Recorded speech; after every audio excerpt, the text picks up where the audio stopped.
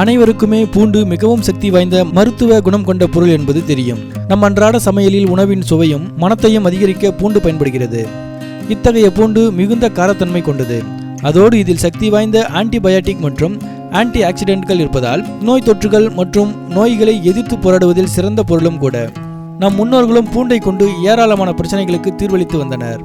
இத்தகைய பூண்டை ஒருவர் அதிகாலையில் எழுந்ததும் வெறும் வயிற்றில் உட்கொண்டு வந்தால் அவரது உடலில் என்னென்ன மாற்றங்கள் நிகழும் என்பதை இப்போது பார்ப்போம். பூண்டை சாப்பிட சிறந்த நேரம் காலைதான்.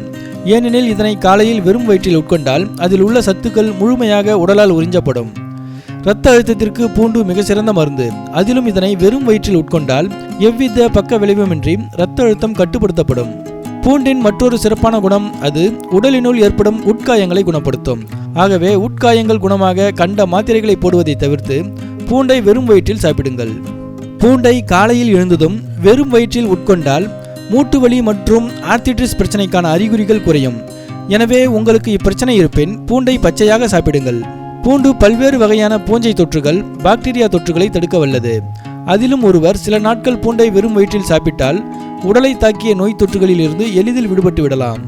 முக்கியமாக பூண்டை பச்சையாக காலையில் எழுந்ததும் வெறும் வயிற்றில் சாப்பிட்டால் நோய் எதிர்ப்பு மண்டலம் வலிமையடைந்து அடிக்கடி சளி, இருமல், காய்ச்சல் ஏற்படுவதில் இருந்து விலகி இருக்கலாம். பூண்டு நுரையீரல் செயல்பாட்டை மேம்படுத்தி ஏராளமான நுரையீரல் பிரச்சனைகளான நிமோனியா, மூச்சுக்குழாய் அழற்சி, நெஞ்சு சளி, இருமல் போன்றவை ஏற்படாமல் தடுக்கும். மொத்தத்தில் ஒரு பல் பூண்டில் 5 மில்லிகிராம் கால்சியம், 12 மில்லிகிராம் பொட்டாசியம் மற்றும் 100 சல்பியூரிக் சேர்மங்கள் உள்ளதால் இது மருந்து மாத்திரைகளை விட சிறந்தது என்பதை யாரும் மறந்துவிட வேண்டாம்.